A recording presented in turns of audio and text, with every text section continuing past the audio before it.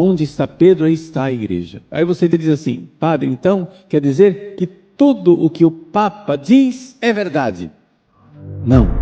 Por quê? Porque o Papa não é um Deus. Os 267 papas que vieram ao longo da história não fizeram só esse serviço infalível de colocar as balizas, o parâmetro até onde vai a fé da igreja, mas fizeram muita outra coisa, coisas para o governo e o crescimento da igreja, graças a Deus. Também, deixa eu me esconder aqui, de vergonha também, algumas coisas que bagunçaram. Padre Paulo Ricardo se pronuncia sobre a nota doutrinal sobre Maria ser corredentora e medianeira. Pois é, estão soltando esse trecho aí nas redes sociais para mostrar que o Padre Paulo Ricardo está contra essa nota doutrinal que saiu na semana passada, né? Eu achei que a gente já tinha encerrado esse assunto, mas o povo cristão tem 1 minuto de paz. Então nós vamos reagir a esse trecho aqui, porque eu acho que é muito injusto a forma como as pessoas estão trazendo ele nas redes sociais e contra as questões do Vaticano. Então fica comigo até o final do vídeo para você entender e ver o que de fato o Padre Paulo Ricardo falou, se esse trecho é real ou não. Mas lembre-se, filho amado de Deus, faça os seus comentários respeitando essas regrinhas aqui e também não esquecendo de deixar o meu joinha, se inscrever no canal e também ativar o seu sininho, tá bom? Bora lá para o vídeo. Que Jesus apareceu a Pedro, uma aparição especial. Por quê? Porque Pedro tinha uma missão especial, a missão especial de ser o lugar, a referência para a fé da igreja. Onde está Pedro, aí está a igreja. Aí você diz assim, padre, então quer dizer que tudo o que o Papa diz é verdade? E vamos pausar aqui. A partir deste ponto, quando o padre fala essa frase, é que o pessoal está cortando o trecho, tá? Então é a partir daqui que esse trecho está rolando na internet. Não. Por quê? Porque o Papa não é um Deus. Somente Deus é assim. Por quê? Porque quando Deus diz, a coisa acontece. Deus diz, faça-se a luz, e a luz acontece.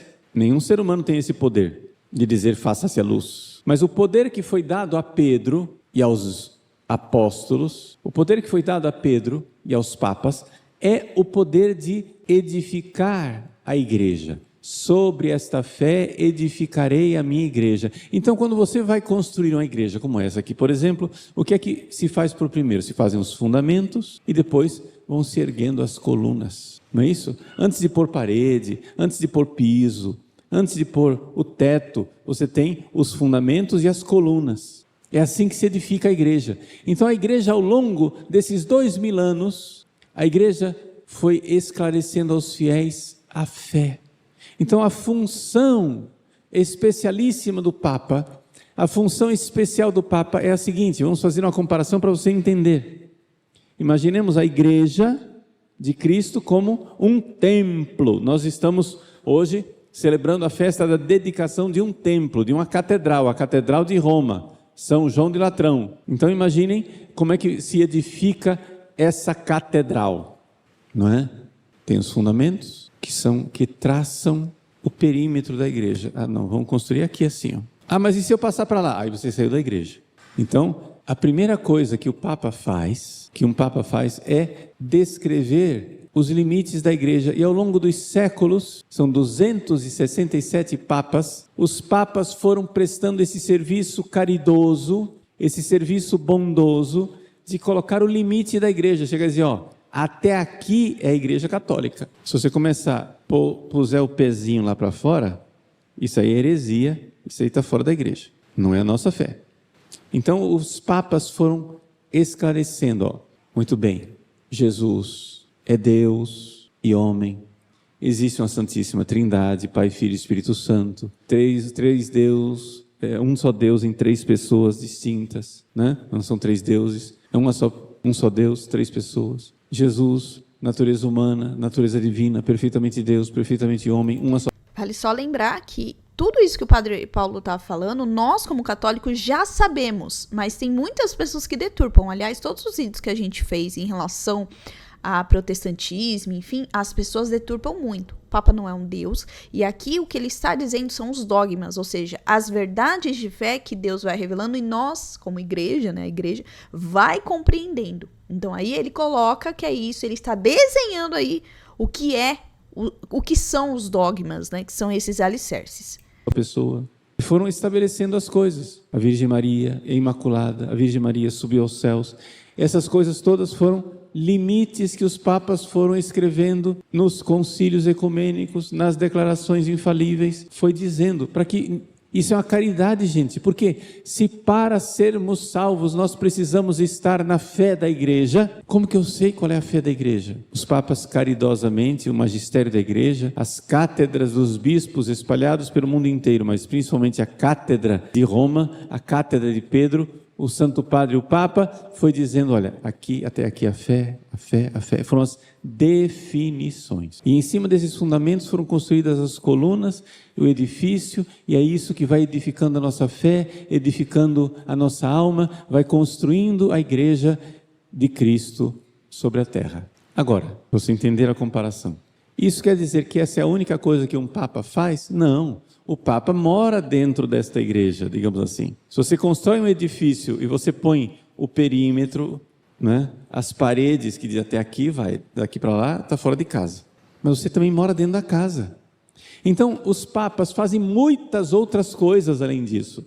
Fazendo uma comparação, eu não somente construo as paredes da casa, mas eu também ajudo a decorar a casa.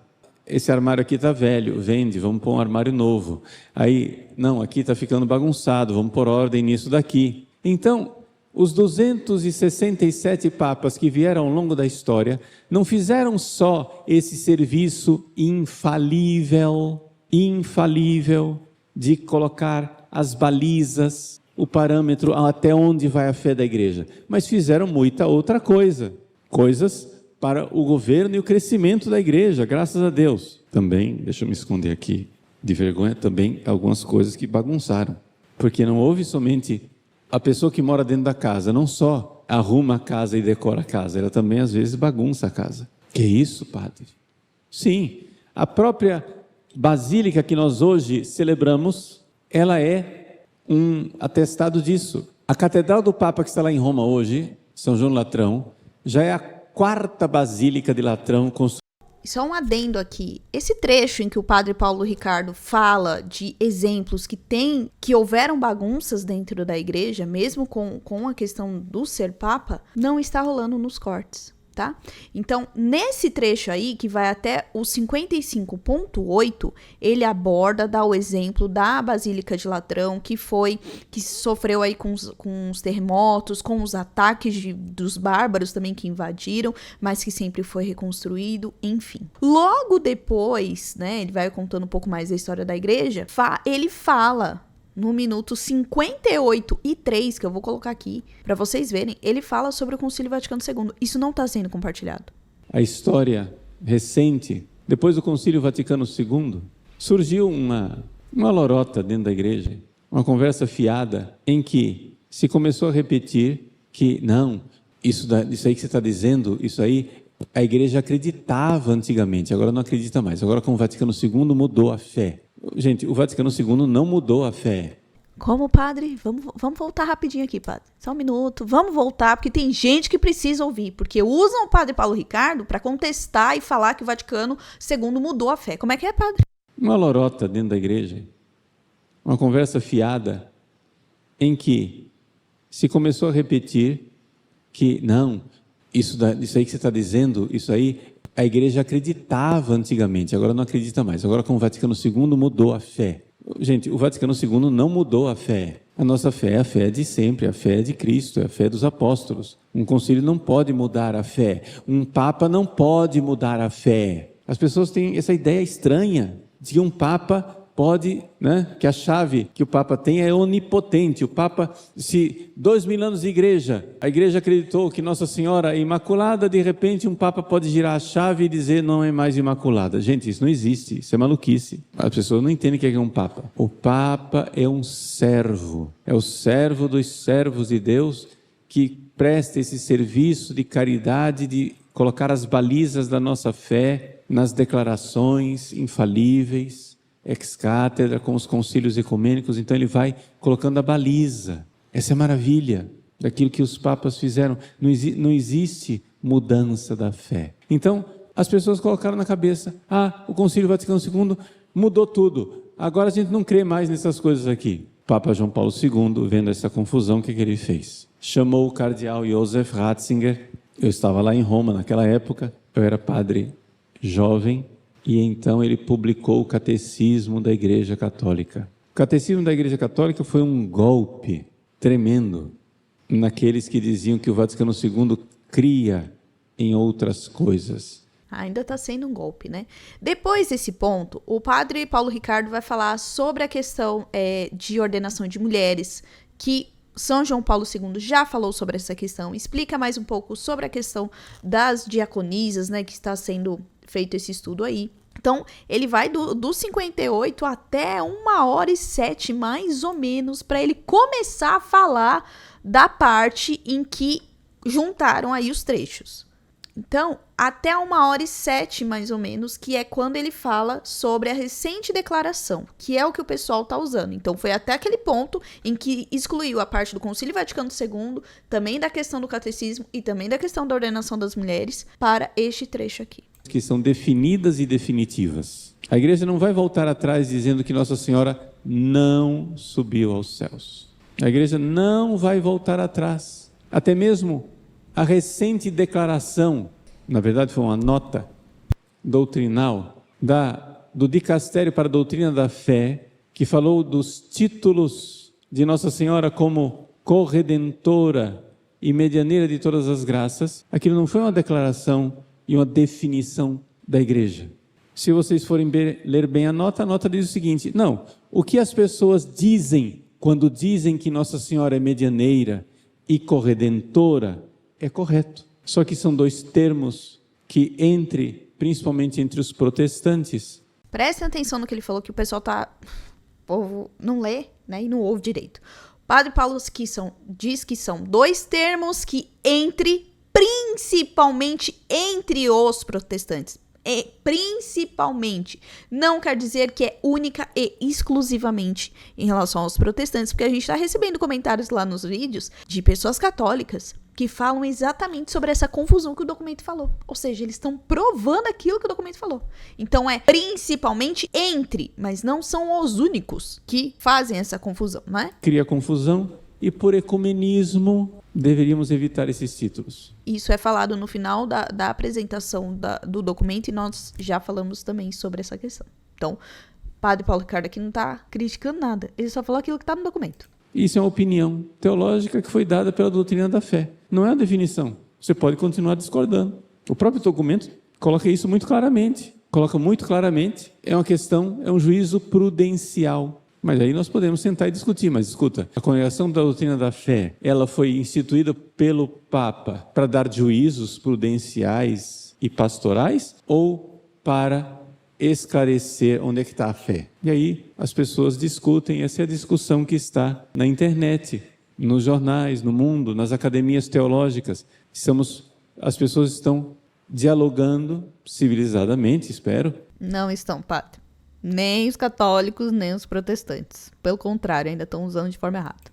Como filhos da igreja, dizendo, mas será que isso foi prudencial? Foi uma coisa prudente fazer essa declaração? Ecumenicamente, claro, os evangélicos protestantes estão muito contentes. É o que eu já falei em outros vídeos, né? Estão contentes em que eles se tornaram católicos, porque a nota em si, toda a nota, só reforça e exalta Nossa Senhora. Óbvio, não coloca ela no mesmo pé de igualdade de Cristo, porque a igreja nunca fez isso. Então, só reforçou aquilo que a igreja fala. Então, os protestantes que estão comemorando, estão contentes, desculpa, eles não leram. Eles estão perdidos e daqui a pouco eles vão se declarar católicos, né? Então, essa questão aí que eles trouxeram tá bem fora daquilo que é a realidade da nota, né? Para quem leu a nota, claro. Tá, mas você deixa de usar a palavra dizendo que o conteúdo continua válido. Então, se o conteúdo continua válido, que palavra nós vamos usar para dizer? E essa é a pergunta. Se o conteúdo continua válido e você acha que a palavra é inoportuna, nós precisamos achar, então, outra palavra? O que é que nós podemos dizer?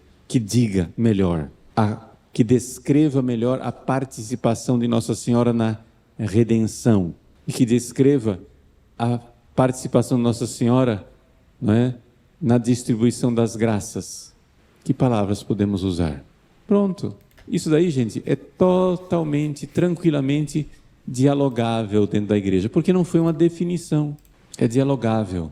Uma definição é outra coisa. Uma definição é uma declaração ex cátedra que diz, até aqui foi, daqui para frente não. O problema é que na cabeça de algumas pessoas tudo isso está muito invertido. Coisas que são definidas as pessoas discutem, e coisas que são discutíveis as pessoas atestam como se fosse, não, agora não pode mais usar. Mas foi um conselho prudencial. Por isso que nós tomamos muito cuidado aqui na hora que nós fizemos os vídeos, né? Tem muita gente falando, foi revogado, falaram que é inoportuno. Realmente, a Santa Sé disse, né, por meio da congregação, que é inoportuno para nós tomarmos muito cuidado. Mas ali ele traz toda a explicação teológica na tradição, no catecismo, no magistério, para como nós devemos lidar com essa questão. Então, como falar sobre esses termos, né? Que por agora, sim, é inoportuno nós utilizarmos, mas não é que é proibido, é inoportuno. Então, e depois vai discorrendo as palavras que nós podemos usar, como cooperação, mãe dos fiéis, mães do povo fiel, discípula e a questão da intercessão, da mediação, que tem lá também a explicação. O documento, ele não só traz esse problema e fala, parou? Não, ele também mostra ali as soluções, né? Um conselho pastoral, conselho você pode seguir ou não seguir, exatamente porque é um conselho pastoral e prudencial. O que é que nós vamos fazer com os séculos de história onde, por exemplo, catedrais, paróquias, municípios são chamados de medianeira? Vamos apagar esses séculos de história? Como é que nós vamos fazer? Vamos esperar que nos esclareçam, porque eu posso tranquilamente, com todo o respeito e acatamento do mundo, dizer, é um conselho doutrinal.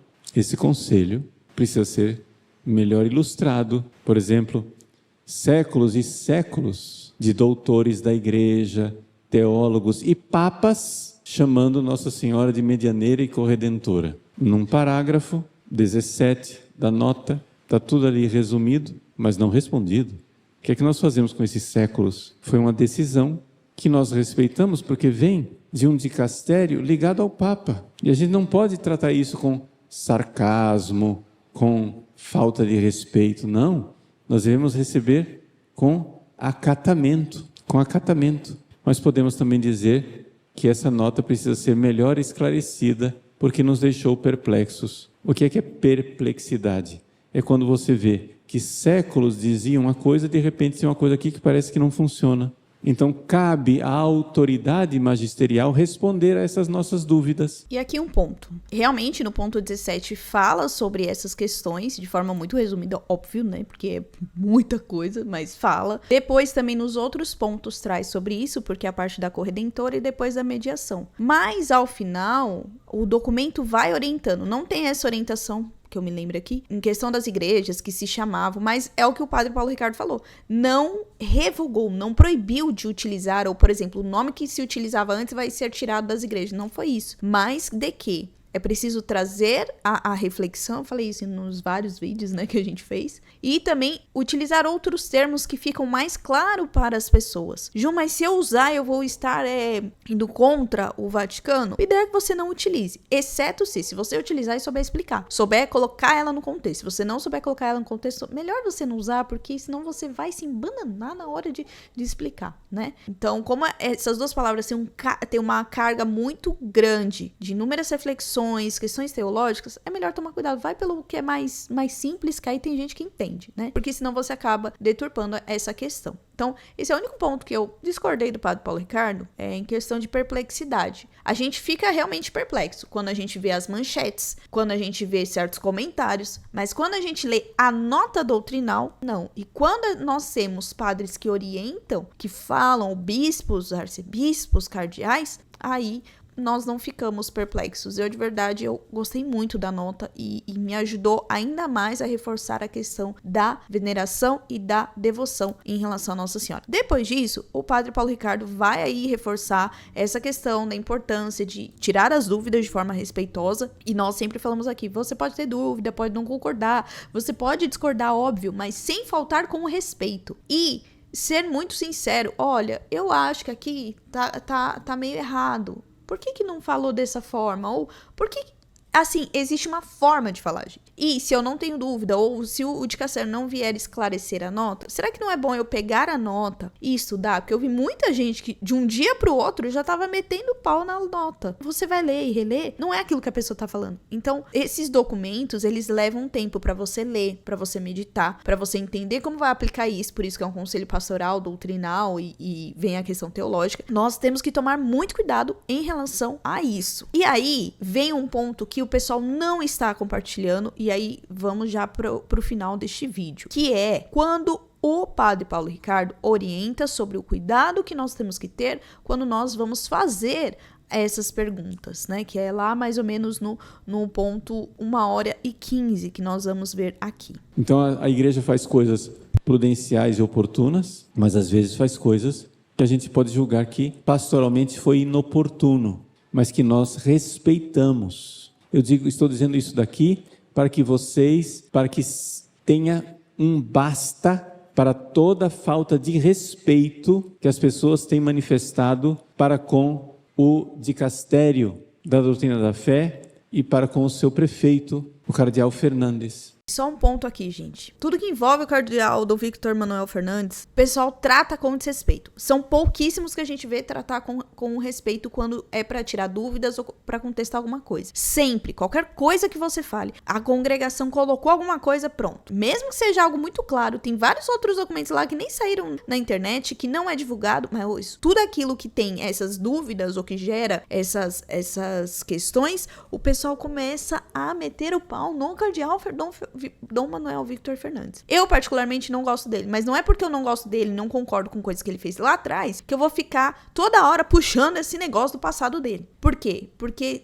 eu corro sério risco de deturpar com base naquilo que ele fez. E outra, ele é um arcebispo que está na questão da congregação da doutrina para a fé, do dicastério para a doutrina para a fé, né, que não é mais congregação, é o dicastério. Então, o mínimo que eu tenho que ter é respeito, por isso que eu sempre peço isso nos comentários, mas que muita gente não entende. Respeito é, inclusive, não ficar usando com o sarcasmo, que é o que o padre Paulo Ricardo vai falar aqui agora, vamos ver. Nós não podemos tratar um cardeal, um dicastério com desrespeito, é contra o 4º mandamento. Qual que é o 4º mandamento? Honrar pai e mãe. E eles são como nossos pais e nossas mães, porque eles são uma figura de autoridade dentro da igreja. Você gostando ou não, né? Porque teve gente que teve a ousadia de falar em um dos nossos comentários, um dos comentários dos nossos vídeos: esse papa não me representa. Você é católico? Então sim, ele te representa. O mínimo que você tem que ter é respeito. E quando você fala isso, você não demonstra ter respeito. Você só demonstra se comportar como muitos protestantes se comportam. Respeito, mas não quer dizer